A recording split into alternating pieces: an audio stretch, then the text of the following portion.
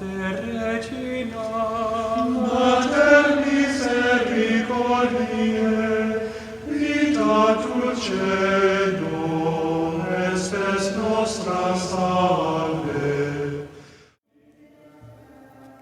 The Lord be with you.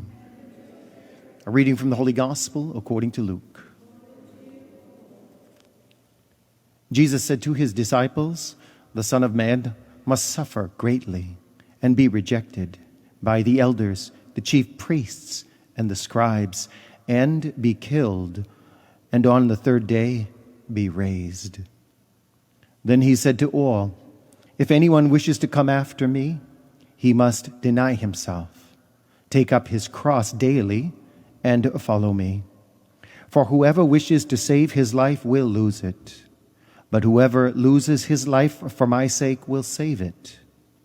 What profit is there for one to gain the whole world, yet lose or forfeit himself?" The Gospel of the Lord.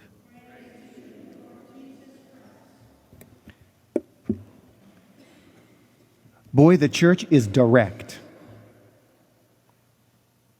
There's no mincing words. You start the first day of Lent with, pick up the cross. It's all about the cross. And yet, following the Lord's counsel, Moses gets a similar direct word. "Today I have set before you life and prosperity, death and doom. It's up to you." And Jesus says, "Take up your cross and follow me daily." He doesn't say if you feel like it, if it feels good. Wow, it's very direct. And yet, what you see here is this is so direct because God is trying to help us understand how creation works, how it's supposed to be.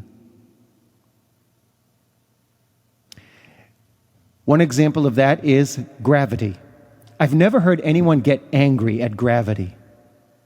But yet, if you don't follow the rules of gravity, you have problems. Look in the mirror and see what gravity does. Okay? Or jump off the steeple of St. Marie's and you'll find out. But nobody gets angry at gravity. But when you're sensitive to the laws of nature, for example, things go quite well. And God has created things to operate in a particular way.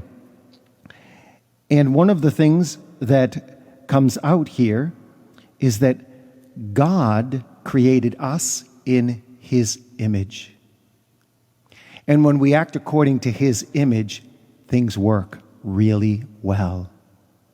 The problem is that we operate in sin, in contradiction to His design plans, in contradiction to His image.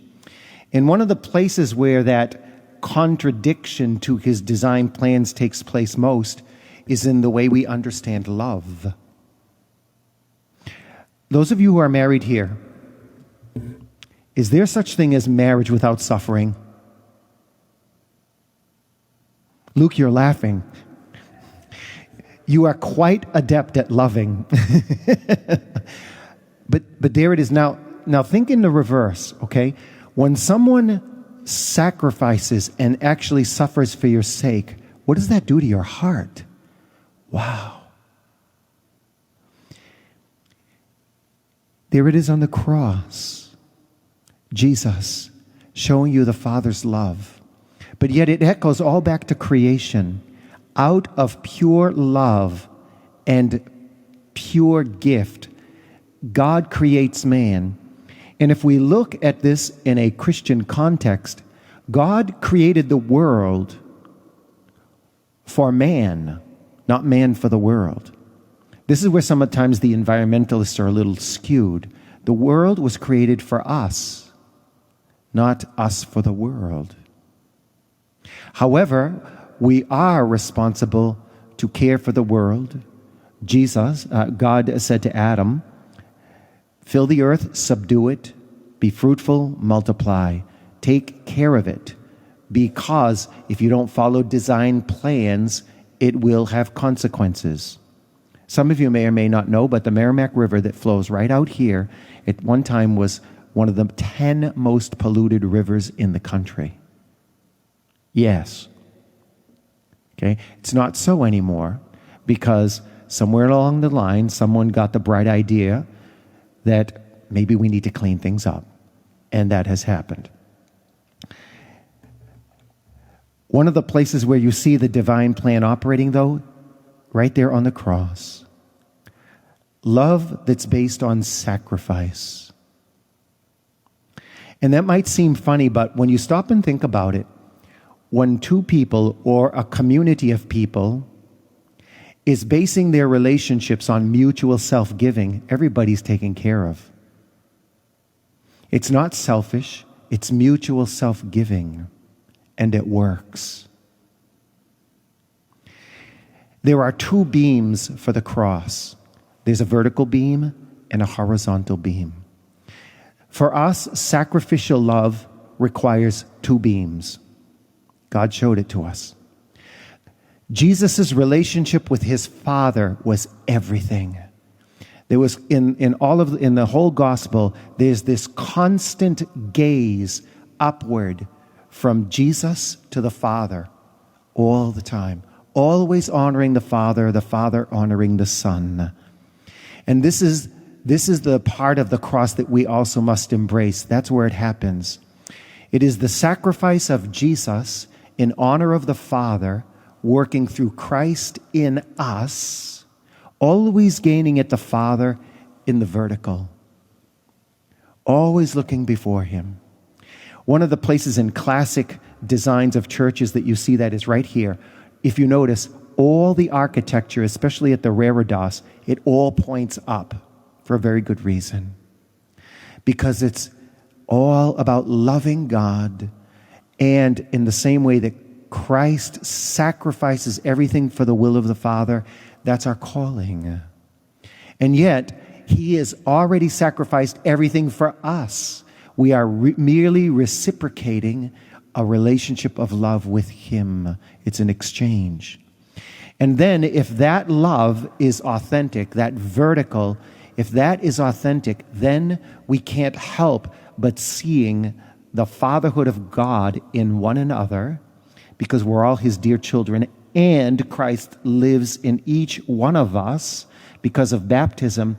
Then we find that the horizontal must also be attended to, because Christ is in me and in you, and Christ desires to honor you, and I honor you by loving you even in sacrificial love. The epitome of that you see in the sacrament of marriage, where this mutual exchange of fidelity comes to fruition to give life. And finally, when we're operating according to the divine standards, you see what Jesus says. This is very interesting. What profit would there be to gain the whole world and lose or forfeit of himself? What is that? He says it at the beginning. He said, the Son of Man must be killed and on the third day be raised. That's part of the design structure now. Because of sin, resurrection enters into the scheme to reclaim what is lost in sin and be raised again. And so if we want to get to that point, we must love the Lord our God and our neighbor as ourself, don't we? Because what profit would there be if we were to gain the whole world and lose that? The loss would be eternal. Regina Celi, letare, alleluia, qui